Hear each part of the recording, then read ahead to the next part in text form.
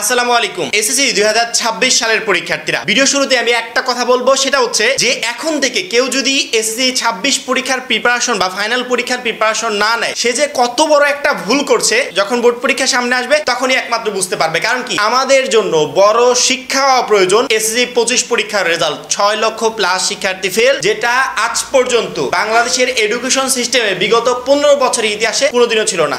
এখন থেকে, আজকের পর থেকে বা এই ব্যাচের পর থেকে এডুকেশন সিস্টেমে পরিবর্তন আনা হচ্ছে, পরীক্ষা নেওয়ার সিস্টেমে পরিবর্তন আনা হচ্ছে, খাতা দেখার সিস্টেমে পরিবর্তন আনা হচ্ছে, টোটাল বিষয়গুলোতে পরিবর্তন আনা হচ্ছে, যার কারণে লক্ষ লক্ষ শিক্ষার্থী ফেল যাচ্ছে এবং এইটা পরবর্তী বছরও কন্টিনিউ থাকবে। সেক্ষেত্রে আমরা যদি আগের বছরের তুলনায় এই বছরে আমাদের কি পরিবর্তন আনতে হবে, কোন ভুলগুলো ঠিক করতে হবে, সেগুলো নিয়ে এখনই যদি কাজ না করি, আমাদেরও সেম অবস্থা হবে যে অবস্থাটা এসএসসি 25 ব্যাচের শিক্ষার্থীদের বেলায় হয়েছে। এই জন্য আজকের ভিডিওতে এসএসসি 26 পরীক্ষার্থীদের বা যারা এখন দশম শ্রেণীতে আছো, এই শিক্ষার্থীদের করা 5টা ভুল নিয়ে আমি কথা বলবো। এই মুহূর্তে যে ভুলগুলো তোমরা করছো, এগুলো যদি এখনই ফাইন্ড আউট না করে সলভ না করতে পারো, সেক্ষেত্রে তোমাকেও প্রচণ্ড পরিমাণে আফসোস করতে হবে এবং নিশ্চিত থাকো এসএসসি 26 পরীক্ষায় তোমার রেজাল্ট খারাপ হতে চলেছে। অবশ্যই প্রত্যেকটা শিক্ষার্থী ভিডিওটা মনোযোগ সহকারে দেখবে এবং যারা এখনো আমাদের এসএসসি 26 টার্গেটে প্লাস কোর্সে যুক্ত হওয়া নাই, খুবই দ্রুত যুক্ত হয়ে যাবে। কারণ কি, ওই একটা মাত্র কোর্সই এসএসসি 26 পরীক্ষায় তোমাকে প্রত্যেকটা সাবজেক্টে এ প্লাস পেতে সহযোগিতা করবে। কারণ ওই কোর্সে আমরা তোমাদের এসএসসি 26 পরীক্ষায় 100% প্রশ্ন কমন পাওয়ার জন্য যা যা দরকার, everything, total A to Z সব কিছু দিয়েছি।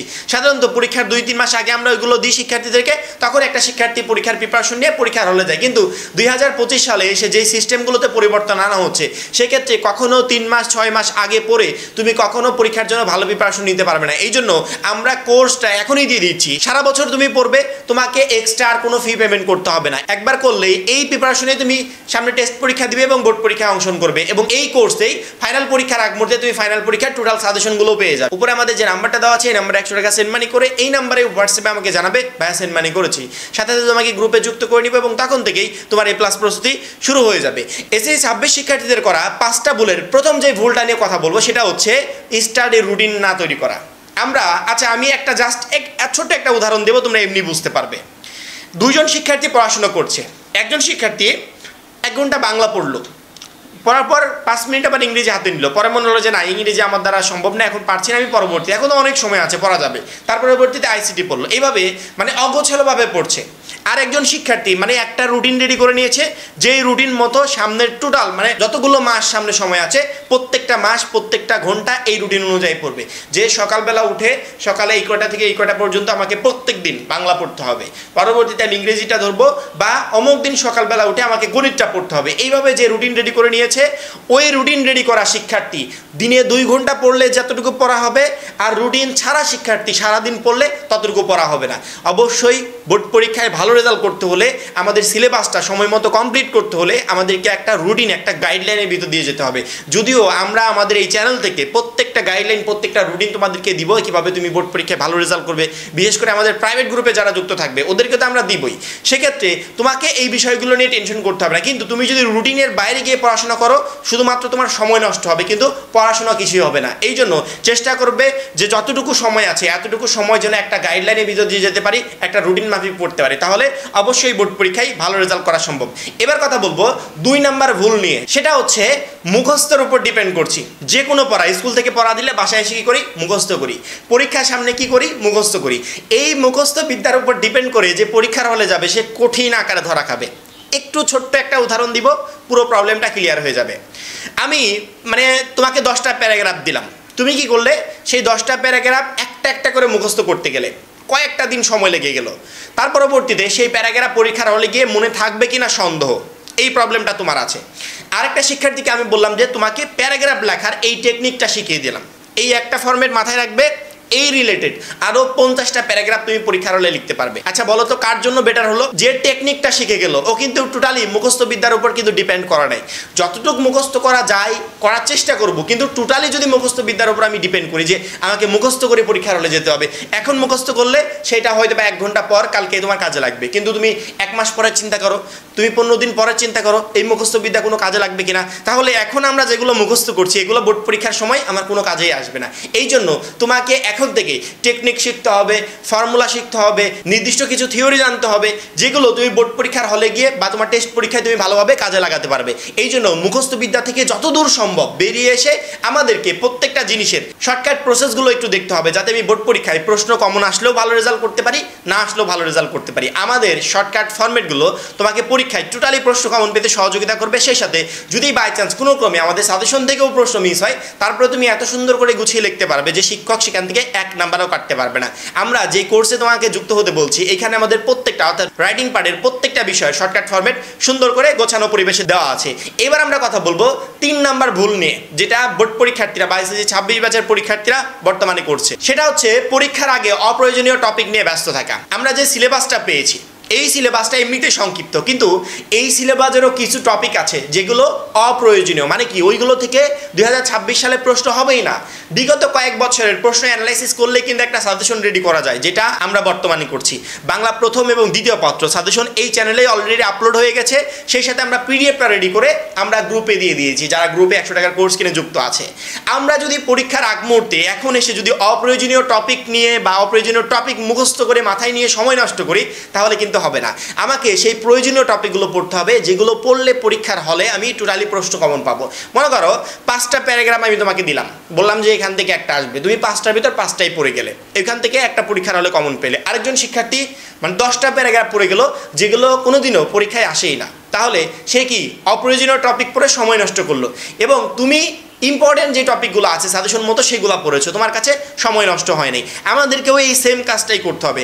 এখন সামনে যতটুকু সময় আছে, এই সময়টুকু শুধুমাত্র গুরুত্বপূর্ণ টপিকের উপর আমাদেরকে ফোকাস দিতে হবে। অপ্রয়োজনীয় টপিকগুলো পড়ে মাসের পর মাস সময় নষ্ট করে পরীক্ষায় খারাপ রেজাল্ট ছাড়া আর কিছুই পাবো না। এই জন্য শেষ মুহূর্তে বা এখন যখন আমি প্রিপারেশন নিচ্ছি পরীক্ষার জন্য, যে এসএসসি 25 ব্যাচের রেজাল্টটা অনেক খারাপ হয়েছে, আমাকে এখন ভালো মতো প্রিপারেশন নিতে হবে, এখনই তোমাকে প্রয়োজনীয় টপিকগুলো খুঁজে বের করতে হবে। এবং এই প্রয়োজনীয় টপিকগুলো খুঁজে বের করতে আমাদের 26 সালের যে সাজেশনগুলো আমরা ইউটিউবে আপলোড করছি, যে পিডিএফগুলো আমরা গ্রুপে দিচ্ছি, সেইগুলো তোমাকে প্রচণ্ড পরিমাণে হেল্প করবে। কারণ কি, প্রয়োজনীয় টপিকগুলো খুঁজে বের করে করেই আমরা ওই সাজেশনটা রেডি করেছি। ওইগুলো পড়লে ওইখান থেকে ইনশাল্লাহ পরীক্ষায় কমন চলে আসবে। 4 নাম্বার যে ভুলটা এসএসসি 26 ব্যাচের শিক্ষার্থীরা বর্তমানে করছে, মোবাইল ফোন ও সোশ্যাল মিডিয়ায় অতিরিক্ত হারে টাইম দেওয়া।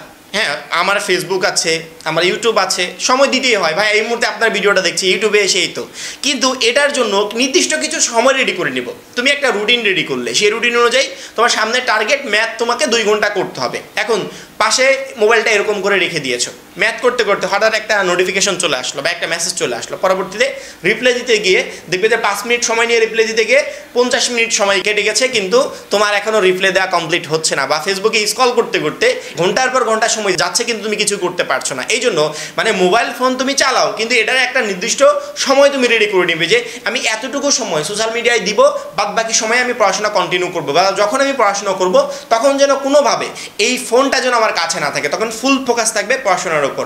যখন ফোনটা প্রয়োজন তখন নিয়ে আমি জাস্ট ফোনটা 5 মিনিট বা 10 মিনিট দেখে নিলাম, বা দিনের কোনো একটা সময় বের করে নিলাম, যে সময় আমি ফোনটা নিয়ে কাজ করতে পারবো।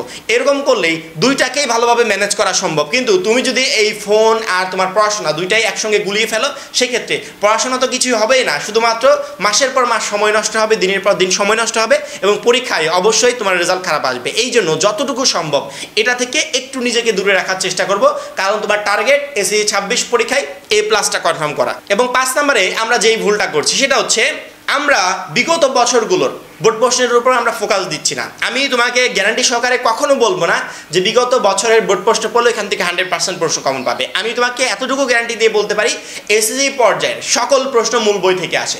মূল বইয়ের বাইরে থেকে যেহেতু প্রশ্ন হবে না, সেক্ষেত্রে মূল বইটা ফেলে তো আমি অন্যান্য কিছু করতেই পারবো না। কিন্তু পাশাপাশি তোমাকে বিগত বছরের বোর্ড প্রশ্নগুলো কেন সলভ করতে হবে? মনে করো বাংলা প্রথম বইটা তুমি কমপ্লিট করেছো, কমপ্লিট করা শেষ, এখন তোমাকে রিভিশন দিতে হবে। তুমি রিভিশন কোন জায়গা থেকে দিবে?